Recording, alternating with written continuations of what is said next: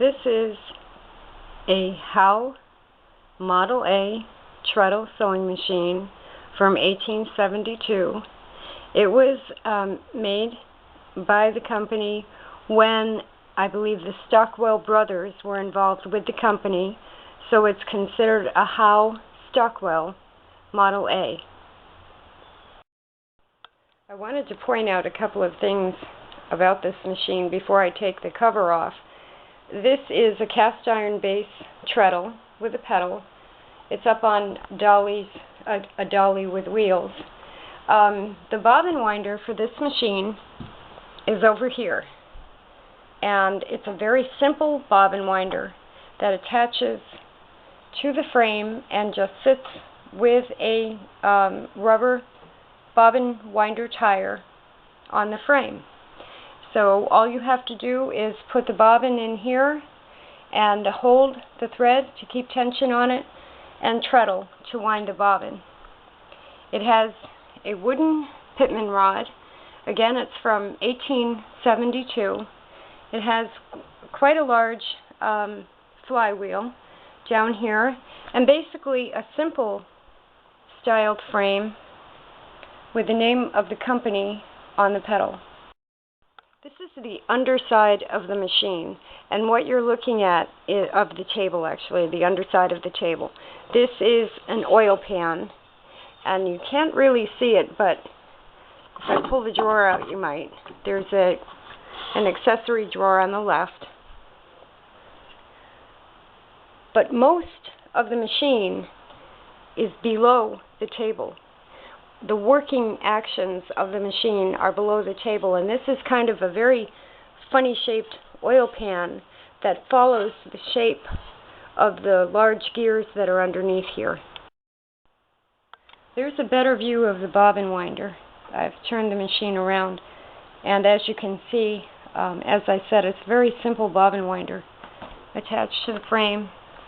It has a spring on the side to provide the tension to keep it against the wheel. Very easy machine to treadle. It has a very easy action. It has a nice coffin top. This is it's a small machine and a simple table. There is one accessory drawer on the left. And that's the machine. An 1872 Howe Stockwell Model A. This one has quite a bit of paint loss. There's paint loss on the arm right here. There, I believe, was a painted area in the center here that's missing. It does have its slide plates. It has its brass medallion, which points to the age and the date of the machine and the manufacturing. It's a very small little sewing machine, a simple machine. This is how you thread it. This is your spool pin with the spool of thread here. The thread comes off the spool. There is a slot right here. And as you can see, I'll remove that. So you lay the thread into that slot. You come around really straight into the right. And this is a tension wheel right here. And the thread goes to the right and then around to the left. This is the way I have this done. I have seen other videos where they have it coming counterclockwise to the left and that way, but I had trouble getting the stitches to form correctly with that. So my way of doing this is to have the thread come from the thread groove, the thread guide, here, take a right, and go around the wheel this way. And I know that's different from how other people do it. Then there is a thread controller right here, and the thread gets dropped into a little bracket, and underneath this, it then goes through a groove on the top of the needle bar right here and then heads toward the front. And let me see if I can get the camera a little bit more in focus. So as I said, we've gone from the top thread guide around the tension wheel to the thread controller, through the groove in the top of the needle bar. I just want to make sure that's in there, like that. And now we're going to do the threading for the front of the machine. And isn't this a different looking machine? This is the thread take-up right here, this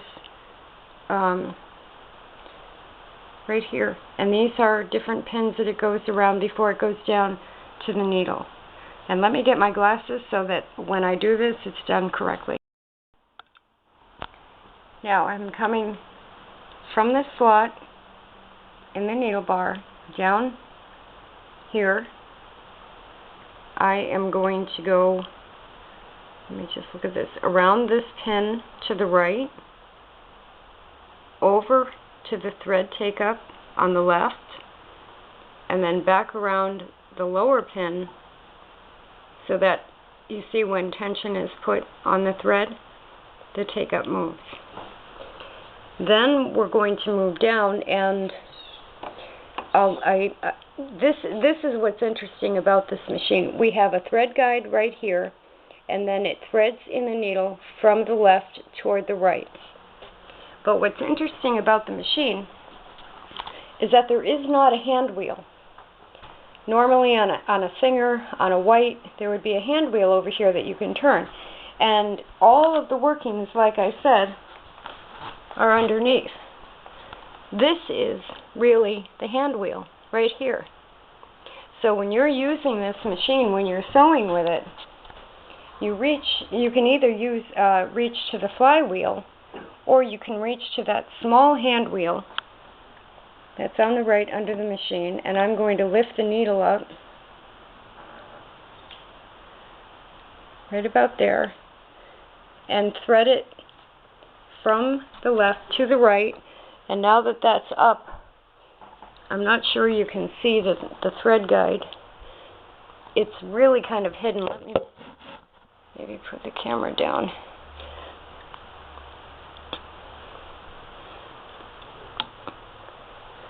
Like that. And then through the needle.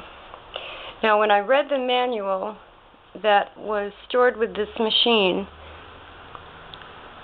what it said about making a proper stitch was to have the short groove of the needle facing the shuttle.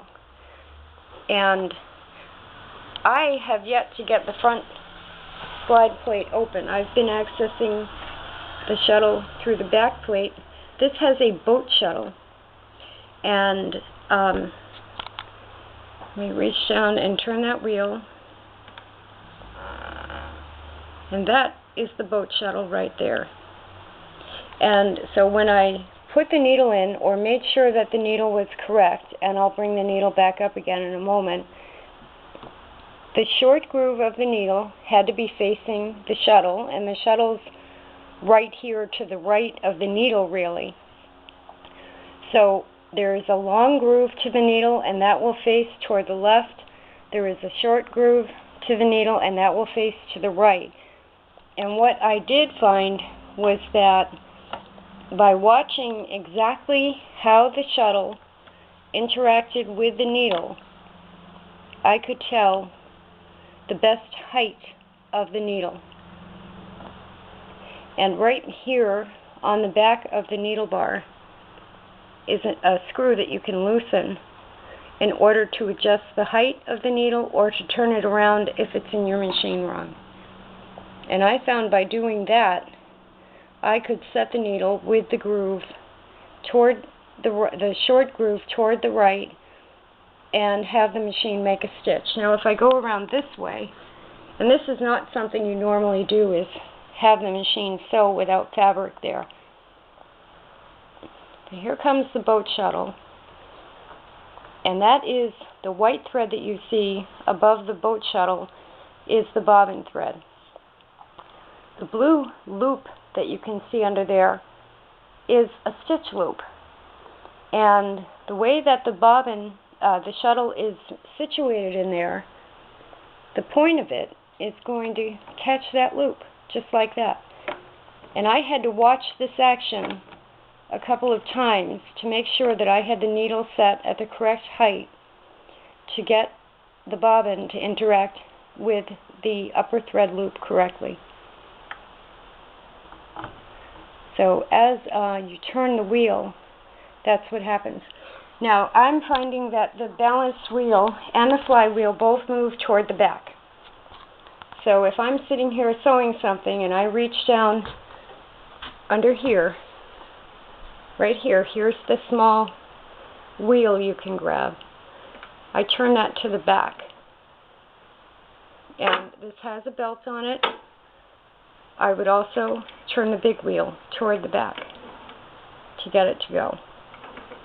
And as you can see, as I move the wheel, obviously the pedal starts to go. So now I'm going to remove what is probably a little bit of a confusion of thread under there, and I'm going to show you how I sew with it. Okay, so the bobbin thread is coming up.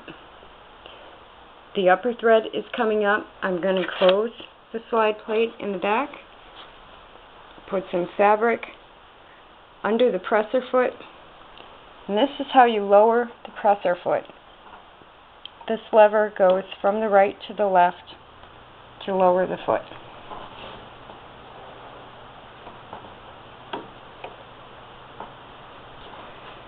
And now I'm going to do it by hand.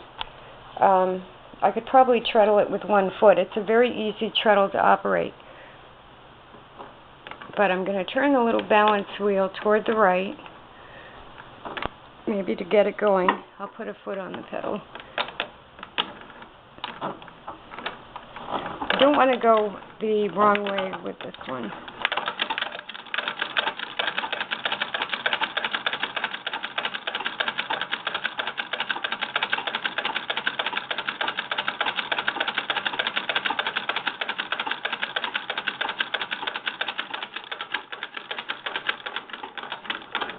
This is a neat little machine.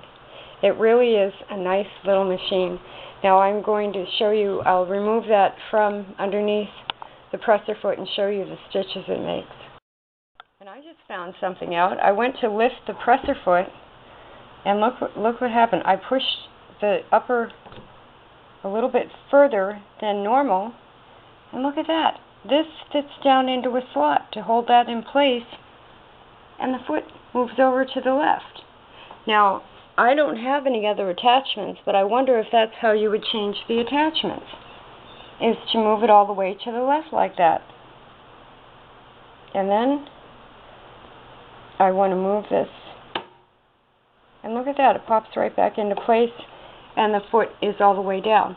So, to sew, I only want to go to the back position, to lift the presser foot and remove the fabric from under the needle. And these are the stitches that I've been doing with this machine. This is cotton that I've folded in half, and the blue right here are what I just did. And this has a stitch length adjuster underneath the machine on the left, and on this machine right now it happens to be stuck. So I'm working on loosening that a little bit. And right now it's set on the tiniest stitches, the shortest stitches. But I have to say, they're wonderful short stitches. These are wonderful stitches for a machine from 1872. Now, I don't have any attachments with it. I don't know if it came with many.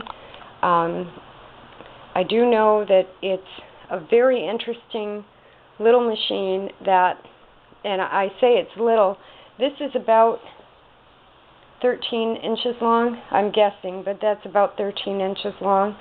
So it's shorter than a lot of the other treadles.